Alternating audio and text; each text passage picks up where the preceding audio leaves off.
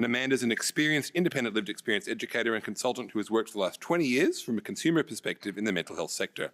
Amanda provides realistic and real-world experience in the International Hearing Voices Network to groups and individuals who want to understand the Hearing Voices approach.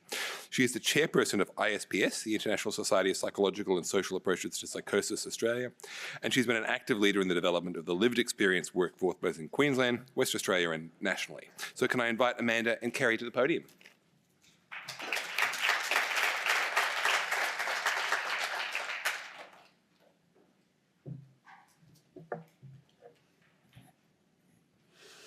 Thank you, Dan. I'm also from Queensland. We could be neighbours. Okay, so probably most of you don't know me, but I have been contributing to research on psychosis for over 25 years. You may know me better as de-identified statistic number 66. I have a handbag full of $20 gift vouchers from all my participation over all of those years. I'm the one that's filled out your surveys online. I'm the one that's attended your focus groups. I've had my say. You could say I'm a research junkie. I use my lived experience so others may learn. But I have to be honest, in all of that time, from a consumer perspective, I haven't seen much change. Oh, actually, hang on. The last voucher, I was able to get 3 months of Netflix. That was nice. But I haven't seen that much change. And so one of the things that you're probably all aware of, and I'm going to say it, that you could do differently is engage people of lived experience of psychosis. Do more than just, we're not a tick box, we're not somebody to help you advance your agenda. We actually have so much more to offer. We are so undervalued still, underutilised, and of course misunderstood. We don't just want to be a tick box. We don't want to just answer your questions. We've got questions of our own. So what I want to share with you today is some of those questions around how we can move the way of which we are doing research on psychosis in Australia. Firstly, let's start with language. What does psychosis mean anyway? Within our peer lived experience space, we use plain English, words that describe more easily what the experience actually is. So I like to use the word altered states. And I'd like to hear you guys use that more. If you do one thing, can you try it? Language matters. And I kind of have a bit of fun with altered states because I live near the border of Queensland and New South Wales, and I like to drive up to the point and put half of myself in New South Wales and half of myself in Queensland and say, I'm in an altered state. You could do that too. Especially, it's really cool now because of the time zone change. So yeah, language. Have a think about how you could make that more easier to understand, that it can describe exactly more about the experience. So within the Hearing Voices Network, which I am a proud member of the International Hearing Voices Movement, we've been around for over 35 years. We're an international movement. And we've chosen to use hearing voices as a catch-all phrase for all of these perhaps unusual perceptual experiences. And it feels good. As a consumer, it changes. It empowers me, because when I use the word psychosis and schizophrenia, it disempowers me. I don't know what that is, what that means, what to do about it. But when I use the language, that plain language of altered states, I can now alter myself into whatever state I want. So I guess the other thing that really would be useful for you guys to do is, just like what we do in the Hearing Voices movement, is we start to dialogue. Stop looking at our brains and dialogue with us. We believe, we know that the answers are within the people who have these experiences. Just like my idol, Professor Marius Rom, the founder of the Hearing Voices movement, said that in actual fact, hearing voices is not a meaningless symptom of an illness.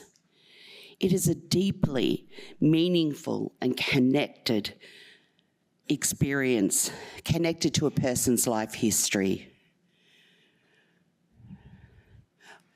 Let's have more dialogue with the person and find out what their lives are like, what's going on for them.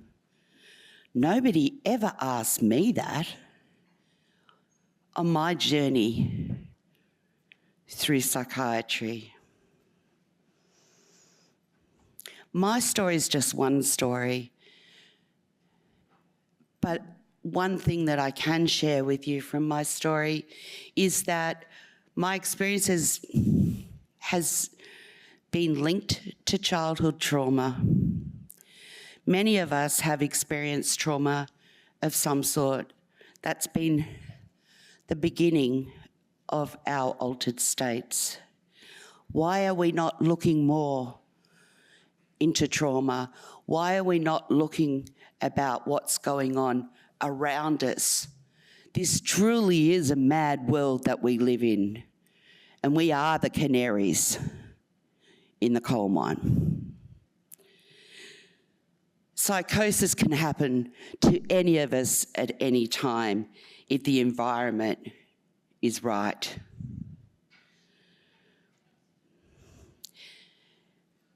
I think that the other really important part of what I really would like you all to do as researchers is to try and help break down the fear.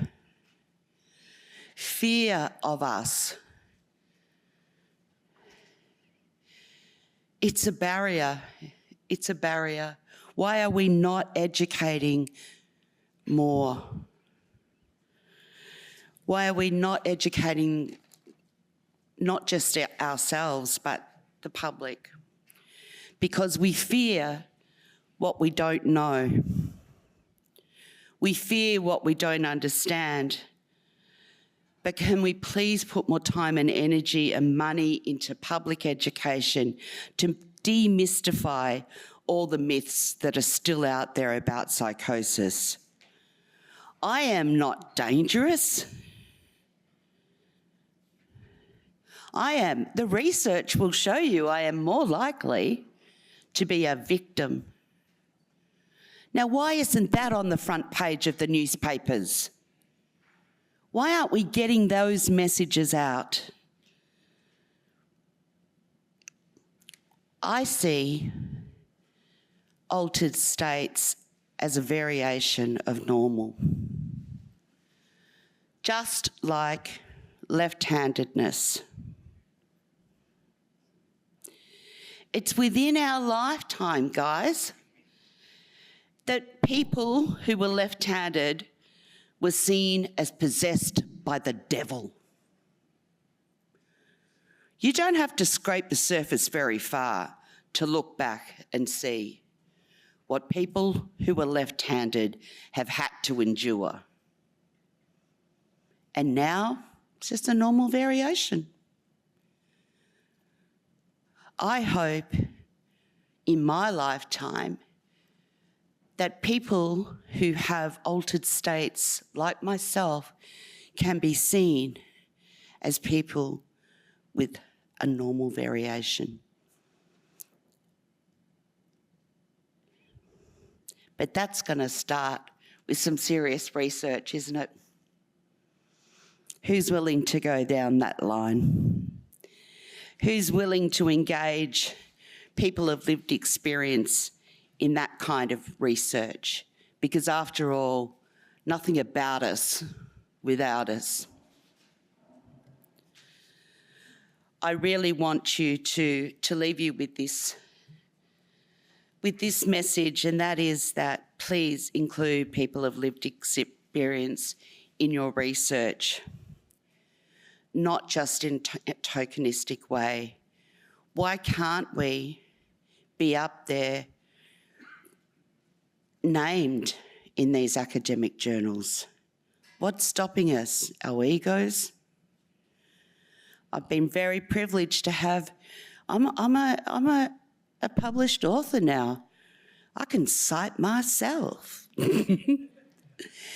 So that was only because of the goodness, the braveness of a researcher, of several researchers who had the courage to go against the big academia and do things a little bit differently, but also walk alongside me, help build my confidence to be able to step up into this realm.